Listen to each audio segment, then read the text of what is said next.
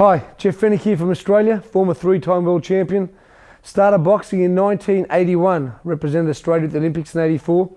Won my first three fights, and then my last fight against the Yugoslavian was overturned by the international jury. Steve McCrory went on to win the gold medal. I turned professional immediately after that in 1984, and after 6 professional fights, in my 7th professional fight I fought for the world title, for the IBF World Bantamweight title, and I was able to become world champion after only 196 days. It was the shortest time ever for a professional boxer to win a world title. That record still stands today, my 7th professional fight.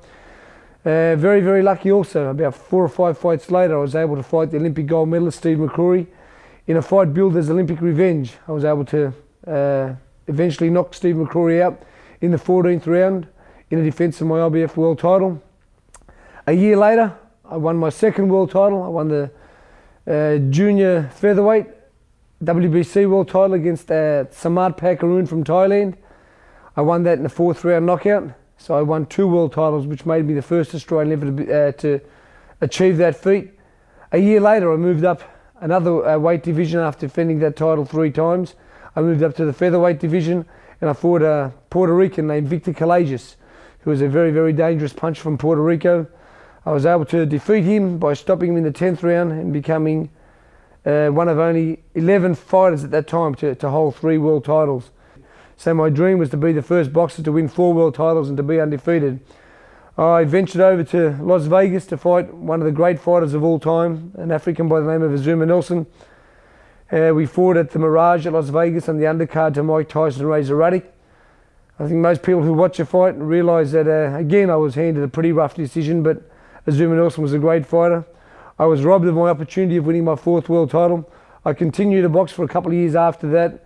I tried to fight for that world title against Azuma Nelson, which I was defeated against Azuma Nelson. I moved up another weight division to fight for the world title against Philip Holliday, where I was also unsuccessful. After that, I retired from boxing.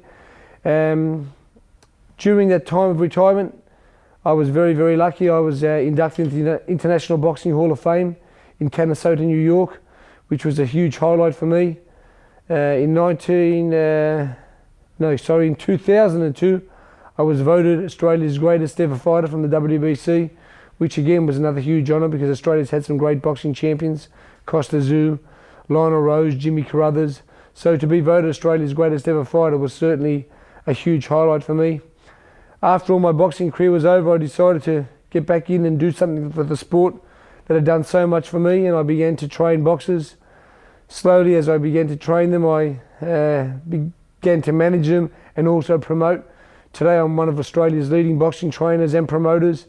I train a host of great fighters. I have 4 guys who fought at the Australian Olympics in 2000 at Sydney that are all doing very well. Hopefully, by the time this is released, Hussein Hussein could be the flyweight champion of the world. I'm here today to teach some advanced techniques that will prepare you for fighting fighters with different styles, from southpaws to the classic boxer to the pressure fighter. Let's go to work.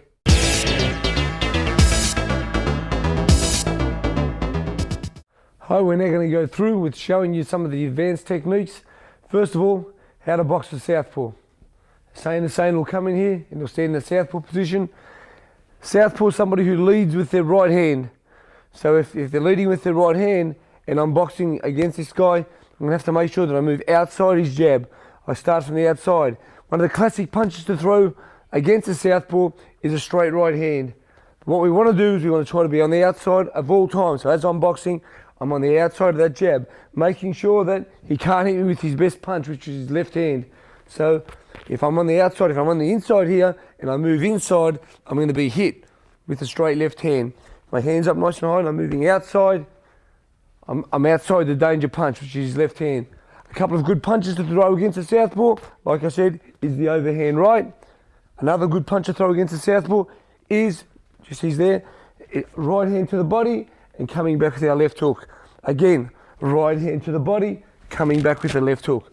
2 good punches to throw against the southpaw.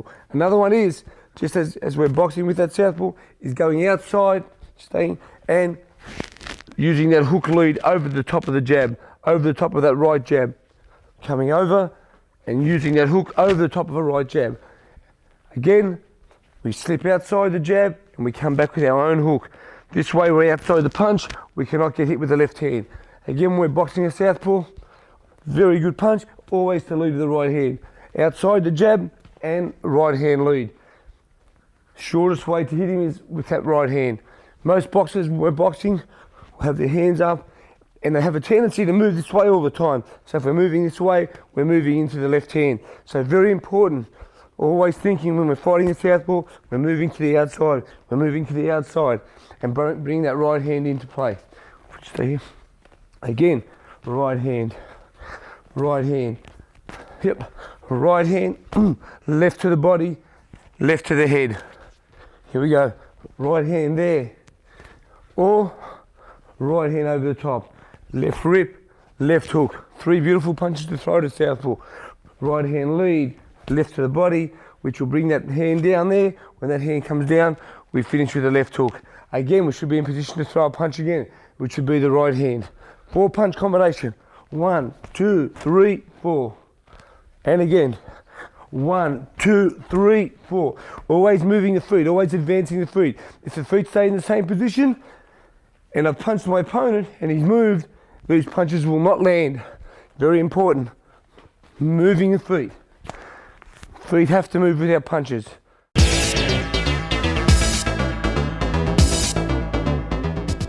Now we're going to start with the classic boxer, and the same will now start to box around the ring. If I don't cut the ring off, we got a 16 square ring to a 16 foot square ring to a 20 foot square ring, so there's a lot of room for the classic boxer if you don't know how to cut the ring off. A good fighter, a good pressure fighter will not do what I'm going to do now. This is what we shouldn't do. Hussein is boxing, jab with me. He'll jab, box, and I'm going to follow him around. He'll jab, and I'm following him around. The perfect way to stop this classic boxer is cutting that ring off and giving him angles instead of bringing him in, using the head movement, using the hip movement, cutting it off. As he jabs, we catch, and we cut the ring off. I don't follow him around the ring. I don't follow him in a circle so he can keep moving and keep working off his jab. We come into the middle of the ring here. As Hussein is boxing, he's going that way, going to the corner. I'm trying to keep him in the corner. I'm coming outside. I'm making him go to where my punches are. I'm working with him. I'm getting in close. I'm trying to be as close as I can. I'm trying to cut that distance off. We're going to break the distance down. We're going to break that resistance. We're going to get through that jab. Hands up nice and high, coming over with punches. Again, as he moves, I've got to cut the ring off. I don't follow him around the ring.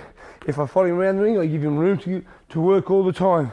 So the classic thing to do is, again, as Hussein tries to move, I cut the ring off that way. If he goes back that way, I get back straight to there. I give him no room. This is called pressure fighting. Pressure fighting. Hands up nice and high, catching the jab. Something that Mike Tyson was great at. The classic boxer, an Oscar De La Hoya or Roy Jones, but if they get a very good pressure fighter, they'll make them fight. The great fighters can stand there and fight, like Roy Jones, Oscar De La Hoya. When you're a great fighter, you can do both things. When you're not, and you get cut off, you're in a lot of problems. Again, moving up, hands up, slipping that jab, catching, slipping, coming over with the right hand. And again, we catch, slip, over with the right hand. In position, catch, slip, right hand. Again, catch, slip, right hand, left hook. One more time. I'm pressuring, slip, right hand, left to the body. We're in close now. This boxer's got no room. And the other thing, as you'll know, where we are now, we don't have ropes. So if I had him back on the ropes, then he'd be in a lot of trouble. His back would be on the ropes, and he would not be in the position to move and to jab and to run anymore.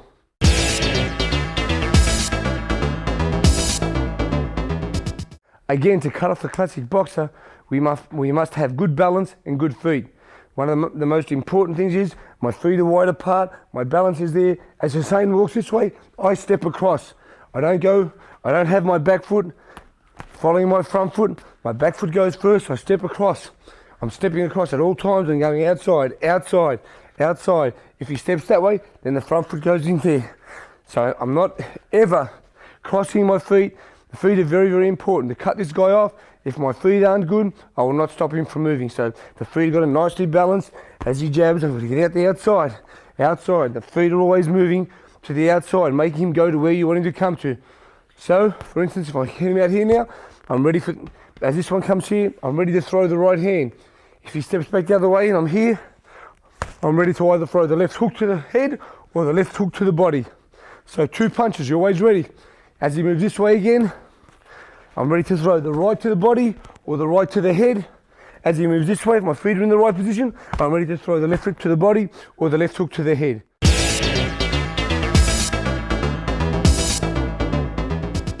Another form of fighting is called pressure fighting. That's something that Jeff Fenech was famous for. I put pressure on opponents from the first second of the first round to the last second of the last round. And I'm going to show you how to do that right now as I get Hussein in the ring to do some boxing with me. All right, and shake. Very, very important. Hands up nice and high. If the hands are down, we are going to get hit. So the hands are going to be nice and high, good defensive mode, and very important to be moving these hips. Very important, hands up nice and high. Catching those punches on the gloves. Always looking. Not falling for feints to the body. So your hands come down. Hands up nice and high. Learning to take those punches. Learning to defend. Learning to move up nice and quick. Having good feet. Learning to tie up and to work on the inside. Very important once we get him on these ropes. Is to be able to work. To be able to work with the body and not let him out. As I'm working and he tries to sneak out of there, I've got to push myself right across for him again. And it's the same way. Having this hand here, having one hand free at all times. Being able to work is very important. The rules of boxing, if you've got one hand free and you're working with it, the referee should let you work. So you've got to keep trying to work with that one hand. Pressure, pressure, staying very close. Pressure's not hitting your opponent, it's the thought of you hitting him. And when he gets into that frame of mind, the fight becomes very easy. Nice and close. Nice and close. You've got to have good defensive skills in close. You've got to be able to make sure that when we get into this distance, we're there for the uppercut. So hands there for the hook. Nice and close. For the uppercut now. Uppercut there, hook there. You've got to be ready for it. And you've got to be able to punch off it. Having your feet in the right position.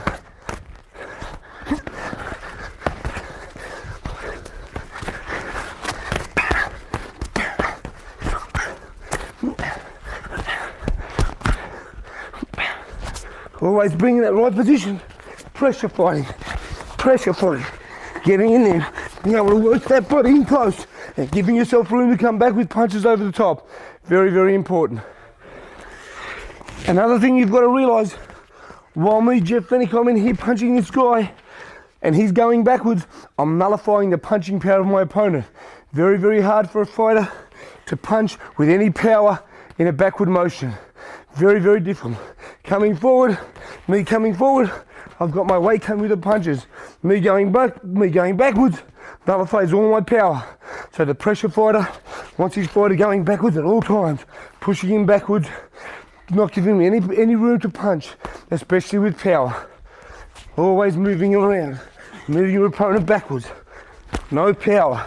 Me always having power coming forward and leverage to throw all my punches. Again, very important while we're in here close to be able to roll and punch. Again, all coming from the feet. Boom. Stay there. Roll and punch. Again, here I come. I see my opponent there. I roll and come up with a punch. Again, roll and come up with a punch. One more time. Roll and come up with a punch. Ready for that next punch. Pressure fighting. The outside the jab, over with that. In we go again. As my opponent's going backwards, very little power. It's all nullified.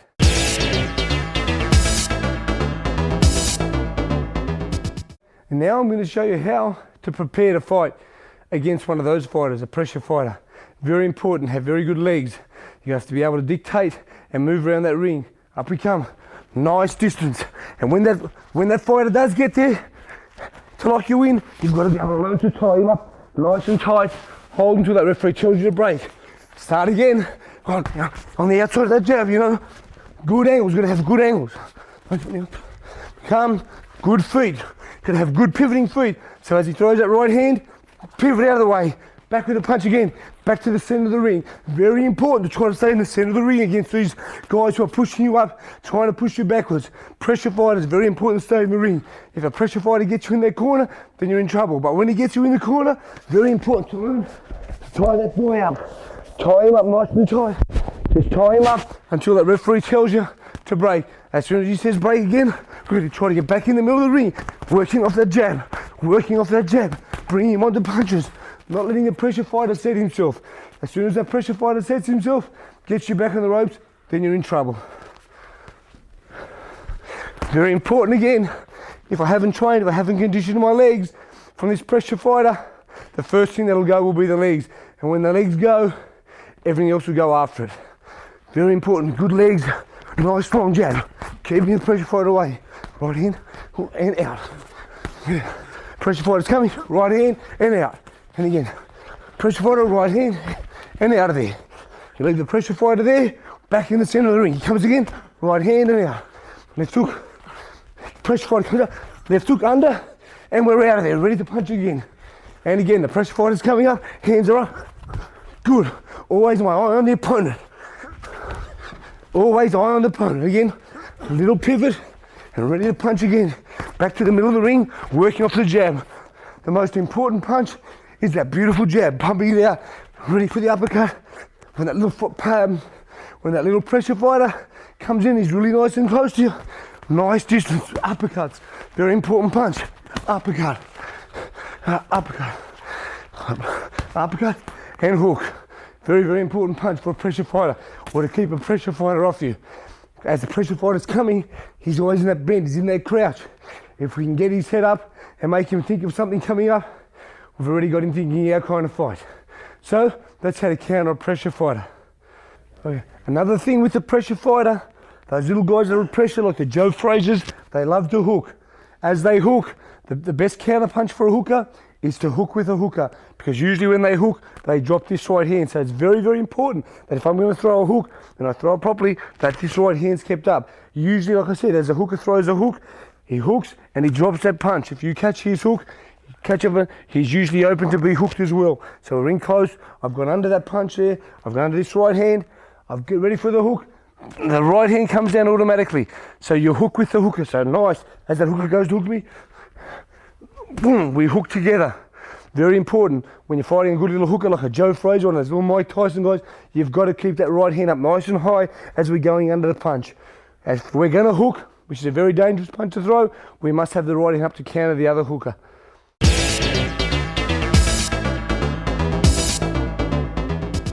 Sometimes we get into the ring and we hit somebody with a beautiful punch, and all of a sudden our fighter is in protection mode. He gets on his toes and he just runs and runs and runs. The way to beat one of these fighters is watch this. Right, I've hit Hussein early with a nice punch early in the fight. He's in protection mode now. He's up on his toes. He's trying to box. We've got it nice and tight because this guy's going to be running. We've got to learn to cut the ring off. Hands have got to be up high. A lot of times when he punches, we've got to learn to punch off the jab. Boom. We catch a jab and we punch. We can't wait. We can't beat with the jab. Hands have got to be up high, and we counter the punch with a punch. It's like counter punching. We're getting up there nice and close. He's boxing. He's using his feet. Hands up high. We're taking all those punches on the gut, and we're punching with the punch. We punch with the punch. We catch and we punch. Boom. Pressure. Boom. Pressure. Boom. And two punches. When that guy's running, he throws one punch, you've got to double your workload.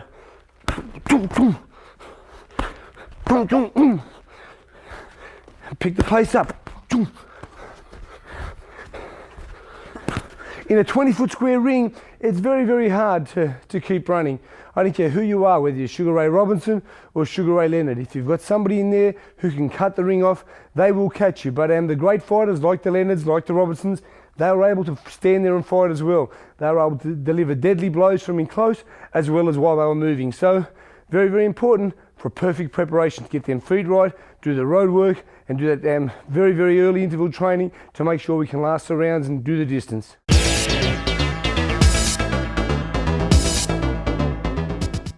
Now we're going to show you the classic boxer. I'm not sure if there's ever been another, but Ali used to like to just stand there, pick his opponent off, in and out, in and out. We're going to go through those movements, and then we're going to try to show you what we should do to a fighter that does that to you. You can do in and out. Just jabs, he's there not to be hit. In and out. He's in, he's out. He's in. Again, now I'll show the movement. This is like the Ali with his hands out. In, and he comes out. He just drag you onto him. What Muhammad Ali was so great at, he was great at feinting. He'd just lean there, he'd draw you onto the punch, and boom, and he was straight away. By the time you punched back, he would hit you, boom, he'd be back, and he'd come back with a beautiful right hand.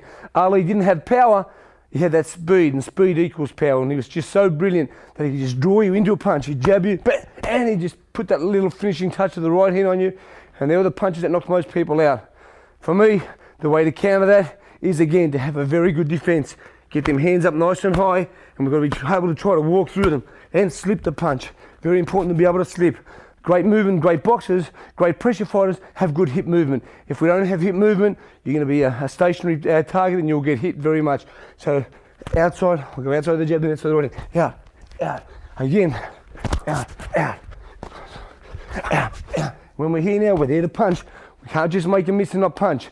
The classic tail in boxing is you make him miss, you make him pay. So as I make him miss, I've got to make him pay. So I've got to make him pay, make him miss, boom, got to make him pay. I miss, under, yeah. Here I am, ready to make him pay. That hands down's got to be nice and high just to show you, bing, here, and here we go, the beautiful right hand. Make him miss and make him pay. Pressure fighter. Being ready to punch again after two.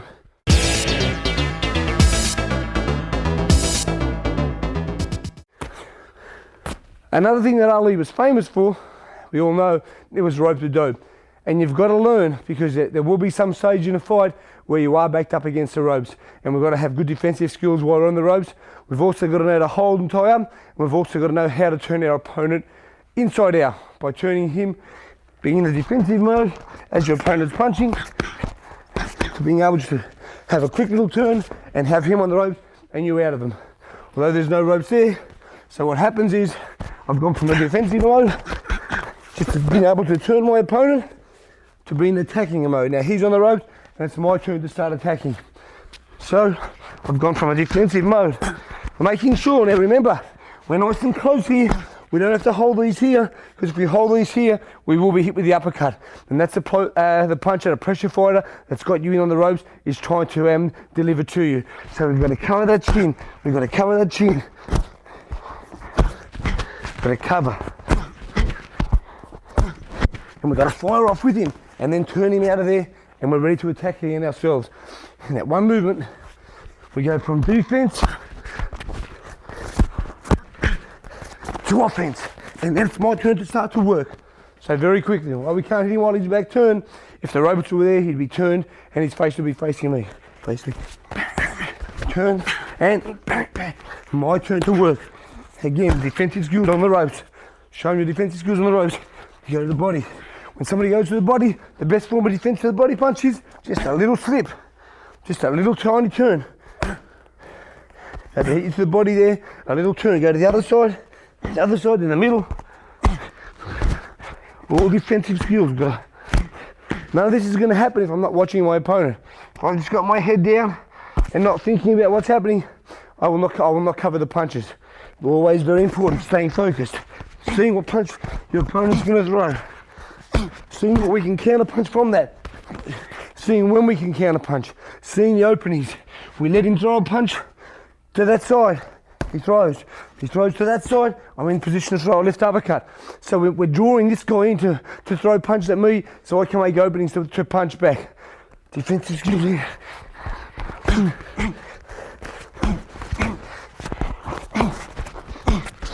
And quick turn, and my turn to work. And if you're not a pressure fighter, if you don't want to be on the ropes, and we're on the ropes for that split second, as soon as we turn our opponent, we get back to the middle of the ring and we get that jab working again. Start pumping that jab out using our feet.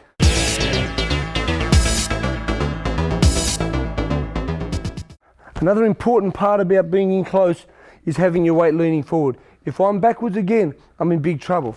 This shoulder, always be on your opponent. Although it's illegal to use the shoulder, it's very important to have that shoulder leaning on your opponent. That gives you exactly the amount of room, that gives you exactly the amount of room that when I'm ready to punch, I'm in that distance to punch. If I'm standing here too far up against my opponent, I've got no punching power, no punching room at all. Very important. Head to the side so we're not going to get hit. Here I am, just can pivot around, but as I pivot, I'm ready to throw a punch. Here we are, nice and close, we're leaning together, just pivoting around, in position to throw a punch. Had I been upright, here, I'm turning around, that's all we're going to do. We're going to have a little waltz and have a dance. We're not going to be in a position to punch. And it's imperative that at all times we're in position to punch. If he throws a punch at me now, I'm here, and it was a bad one, I'm in position to come back with another punch. Very, very important, being able to use that body weight. That little push there, a little push there. We're ready to punch at all times. Mike Tyson, famous for the around the body and then the uppercut to the middle. That's what he does. Hands are up there, boom, he punches around that body there, so they hold there and finish with the uppercut. Same with the left hand, around the body and then to the middle. A lot of fighters have this form of defence. In close, I believe it's very important to put the head to the side and cover the middle. Nobody's going to hurt us from this vicinity. Nobody's going to hurt us on this close range with a hook. But from back here, they will hurt us. If they hit me to the body, around the body, then they'll come to the middle. That's it. The famous Tyson punch is bang, boom, and he's knocked many people out with it. And a lot of other fighters use it. It's not just Tyson. They get their fighter going back, around the body, straight to the middle. Around the body, straight to the middle. Okay, and close, around the body, and straight to the middle. It opens up the middle of the body. Very important, like I said, head nice and close. On the outside, using that head, using that shoulder. Not in an illegal way, in a legal way, just having that nice distance, so we can always in position to punch. Very important to be in position to punch at all times.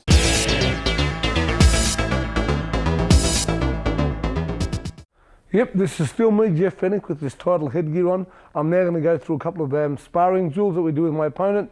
Hussein, we'll box a few rounds, we'll go through the movement, we'll go through some of the in drills, we'll go through some of the jabbing drills. So enjoy it. Let's go, Huss. And jab.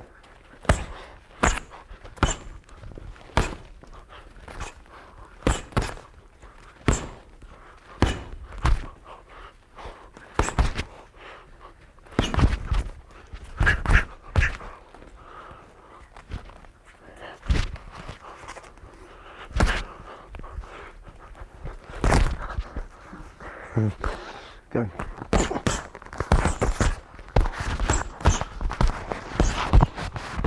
Short. Middle. Again.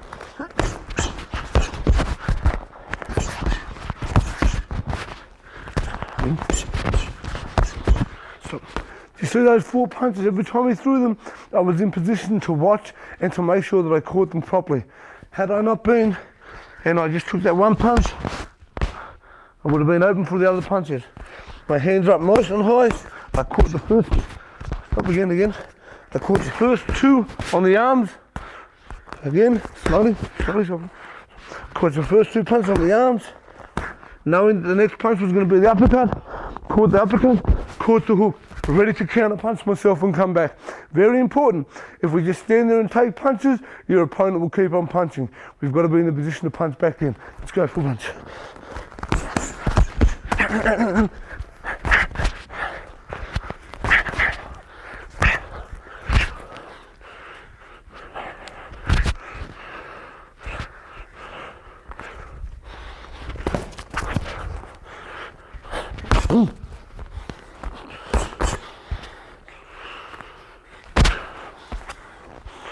Just then, Hussein, he balked, he feinted, made my hand drop and hit with the hook. Go through the feint and throw the hook. See that? First jab, he jabs, first jab, jabs, throws the jab, hand drops for the feint. Okay.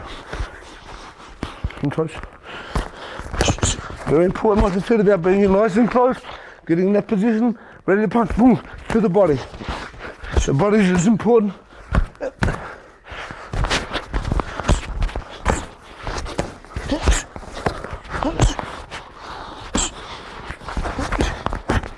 At all times, I'm watching what's happening. I'm concentrating at all times.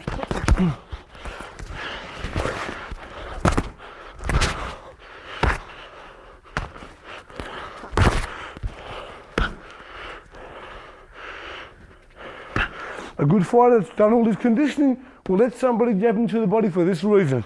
He'll jab to the body to throw the right hand. He opens the body.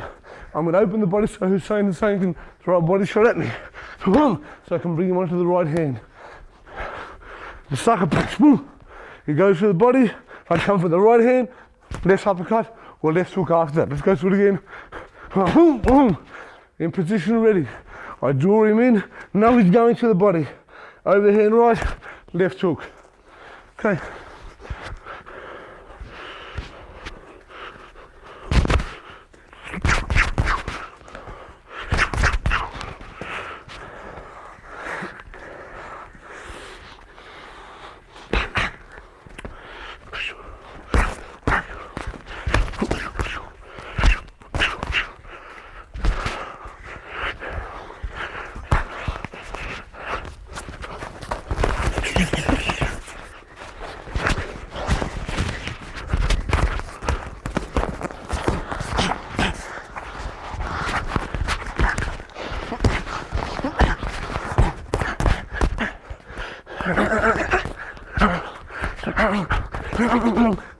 Stay there. Working to the head, getting his hands up, slipping to the body. Fast punches, no power to the head. I want his hands up. And body, that's the shot. Here we go again. Side and body. Now Hussein will do it to me. Same thing. What we try to do is, I try to get Hussein in the ring and to go through every fighter. As we're training in preparation, we try to go through everything in the ring. Now, he's got this pressure fighter, he's got his hands up, gets to the side, Hussein. That's the shot. We're both fighting together, defense. He gets my hands up, crashes him into the body. Very important punch. That's it. The main thing that he's doing here is at the end of his punches, he's not doing this from here and stretching. He's punching, getting to the side, making that angle, that all important angle that we were talking about earlier. Angles. 1, 2, 3, 4 here, to the side, angles of punch. Now, he's out of the way. He's ready to punch his next couple of punches.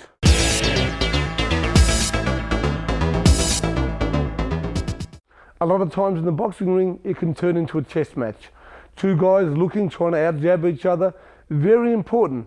You've got to let your fighter know that the second that bell starts to the end of the 3 minutes is when you've got to have your concentration. After that minute rest, we can start again. But we've got to concentrate at all times.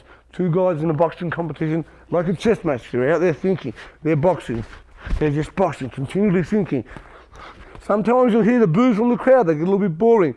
So it's very important, keeping your focus, keeping your mind on the job. But there's going to come a time in that fight where if you want to win it badly enough, you've got to take a few risks. Risks meaning that instead of using that chess match, we've got to turn the chess match into a bit of a pressure fight. We've got to take risks. We've got to be first to the punch. We've got to try to out-jab our opponent. We've got to throw some right hands. Although they're dangerous to throw, we've got to throw them. If you're going to win the fight, sometimes you've got to take gambles.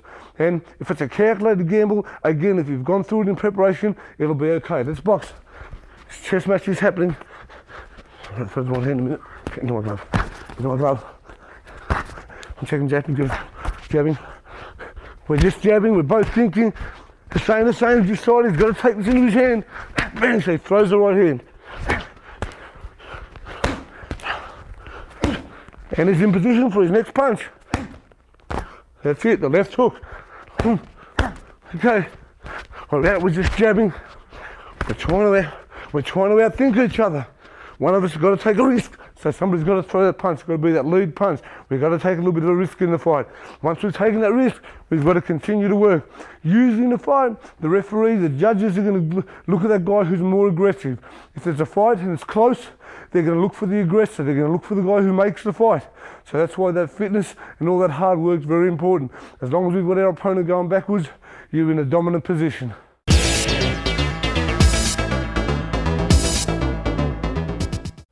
Hi, Jeff Fennick here at the end of that workout, and I hope you learned something from it. The main thing that we're trying to teach today was that in a fight, you can experience any kind of fighter. We can get in with the southpaw, we can get in with a pressure fighter, we can get in with a boxer, and it's imperative that we teach our fighter to fight all these kind of guys. If you only teach him to fight a boxer, he comes into a pressure fighter, What happens? You lose the fight. We don't teach him about southpaws. What happens? He gets hit with the left hand for the whole night. So very, very important as a trainer to make sure that your boy's ready to fight any kind of fighter. Title Boxing's got you covered with 16 action-packed videos to get you in the best condition of your life. Boxing and conditioning experts Danny Campbell, Michael Rutherford, Jeff Finnick, and Russ Anber put you through the paces to show you everything you need to know to improve your speed, strength, agility, and stamina. How to wrap hands, hitting the heavy bat, medicine ball, obtaining the edge of speed, interval training, punching at angles, advanced techniques, explosive speed and power, mastering the basics, punchmit secrets, getting bigger and stronger, dynamic speed and thrust, counter punching, working the corner, defensive skills and drills, body punching, and more. Get only the ones you want or get maximum impact with the entire series. Get the secrets of over 80 years of combined boxing and physical training experience in one action-packed video series. Where do you get it? Exclusively at TitleBoxing.com. TitleBoxing.com. If we don't have it, you don't need it.